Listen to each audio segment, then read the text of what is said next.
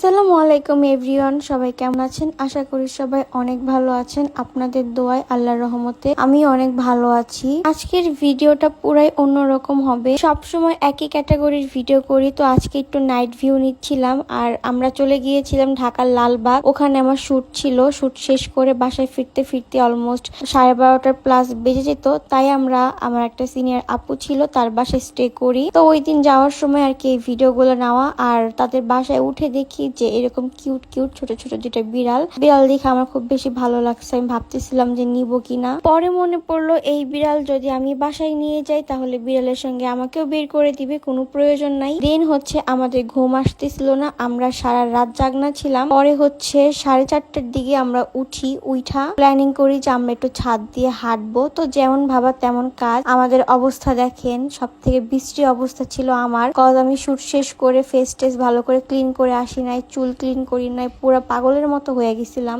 এই অবস্থায় আমরা বের হচ্ছি, মনের মধ্যে এক আকাশ সমান ভয় নিয়ে। তারপর আমরা বের হচ্ছিলাম, কজ যদি আপু দেখে হয়তোবা সে কিছু বলবে না, আবার বলতেও পারতো, কারণ এত রাত্রেবেলা দুইটা মেয়ে চুল ছেড়ে দিয়ে তারপর ছাদে উঠতেছি, বা কেমন পরিস্থিতি এলাকার আশেপাশে কেমন কিছুই জানি না। তো এইটার জন্য একটু ভয় পাচ্ছিলাম যে যাওয়া কি ঠিক হবে কিনা। কিন্তু ট্রাস্ট মি, ছাদে যায় পুরো মনটা জুড়াই গেছে। এত সুন্দর বাতাস ছিল, এত সুন্দর ওয়েদার, অনেক ভালো লাগছে। মনে হচ্ছিল যে এখানে বসে থাকি। আর সব থেকে ভালো লাগার কারণটা হচ্ছে ছাদে অনেক গাছ ছিল, এই গাছের জন্য আরো ঠান্ডা ছিল। যাই হোক, অনেক গাছের কথা বলে ফেললাম, আপনাদের সঙ্গে একটা স্কিন কেয়ার শেয়ার করি। আজকে আমি কথা বলবো এই বিউটি পার্লার কম্বোটি নিয়ে। এই কম্বোটির মধ্যে আপনারা পেয়ে যাবেন একটি ফেস ওয়াশ, একটি নাইট ক্রিম এবং একটি ডে ক্রিম। প্রথমে আমি ফেস ওয়াশটি দিয়ে ফেসটাকে ভালো করে ক্লিন করে নিব, এরপর ডে ক্রিমটি ব্যবহার করব। আবার রাত্রে ঘুমানোর আগে ফেস ওয়াশ দিয়ে ফেসটাকে ক্লিন করে নাইট ক্রিমটি ইউজ করব। আমি যেহেতু রাত্রে ইউজ করতেছি তাই আমি ডে ক্রিমটি দেখাই দিচ্ছি।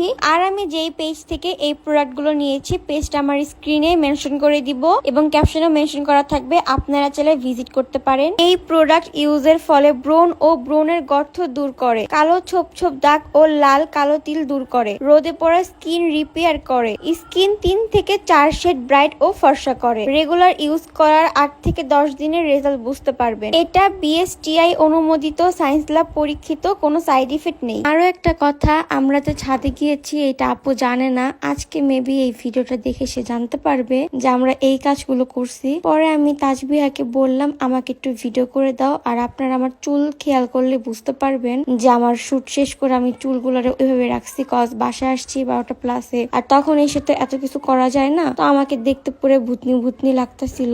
আরো একটি কথা না বললেই নয়, আপনাদের পুরান ঢাকার মানুষরা কিন্তু অনেক আন্তরিক এবং অনেক ভালো, যেটা আমি সামনাসামনি না দেখলে বুঝতেই পারতাম না। নিজের অনেক ইচ্ছা ছিল যে কোনো একদিন পুরান ঢাকা যাব, যে ঘুরে আসবো। আলহামদুলিল্লাহ এটাও পূরণ হলো। তা আবার একবার না দুইবার গেলাম। ইনশাল্লাহ হয়তোবা সামনে আরো কাজ থাকতে পারে, সবাই আমার জন্য একটু দোয়া করবেন। এরপর দেখি ছাদের উপর আরো একটা ছোট্ট ছাদ ছিল, তো আমরা ভাবলাম যে চলো আরেকটু উপরে যাই, উপরে যা দেখি কিরকম লাগে। উপরে উঠে অনেক ভালো লাগতেছিল, অনেক বেশি বাতাস ছিল উপরে। কিন্তু একটা জিনিস ভাবতেছিলাম যে আমাদের জিন ভূত ধরবে কিনা। পরে মনে পড়লো যে না, ফজরের আজান হয়ে গেছে, এখন আর রেগুলার নাই। তারপর তাড়াতাড়ি করে নেমে আসি, থাকি নাই বেশিক্ষণ। পরের দিন সকালে আমরা চলে যাচ্ছিলাম ঢাকার নিউ মার্কেটের উদ্দেশ্যে, ওখানে কিছু শপিং করব। আর দুইজনের ফেসের অবস্থা তো পুরাই বাজে। একে তো সারা রাত জাগছি, ঘুমাই নাই, দ্বিতীয়ত পরের দিন সকালে উঠা তাড়াতাড়ি করে বের হয়ে গেছি। চেয়েছিলাম এই ভিডিওটা অনেক সুন্দর করে এডিটিং করতে, বিদায়ের বেলায় তাদেরকে একটু নিব। পরে ভাবলাম যে না, তারা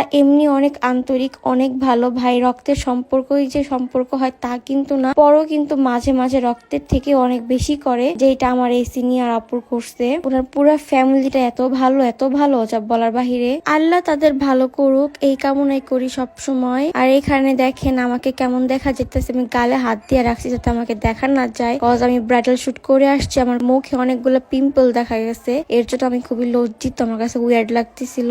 আর এই মেয়ের কথা কি বলবো, পুরাটা মার্কেট আমাকে ঘুরাইছে, ঘুরে মাত্র 2টা ড্রেস পছন্দ করছে। যখন সে পুরা মার্কেটটা আমাকে ঘুরাইছে, আমি ফার্স্টে এই ড্রেসগুলোর কথা বলছিলাম যে ড্রেসগুলো অনেক সুন্দর, তুমি পরলে অনেক সুন্দর লাগবে, তুমি কিনো। বাট এই পাকনা মেয়ে কিনে নাই, না কিনা পুরো মার্কেট ঘুরাইছে। ঘুরাই যখন চলে আসবো, দেন আমাকে বলতেছে যে চলো একটু দেখি ড্রেসটা কেমন। পরে সেই ড্রেসটাই কিনছে। তাহলে এত ঘুরায় কি লাভটা হইলো বলেন? ও পুরাই আমার মতো, আমি নিজেও এরকম। আমি কিছু কিনতে গেলে পুরো মার্কেট ঘুরা দেন বিবেচনা করে তারপর একটা জিনিস কিনি। এরপর আমাদের কেনাকাটা শেষ হলে আমরা চলে আসি মেট্রোতে, আর সামনে যা দেখি উনি আমাকে রাইখা আগেই দাঁড়িয়ে আছে। মানে কি আর বলবো।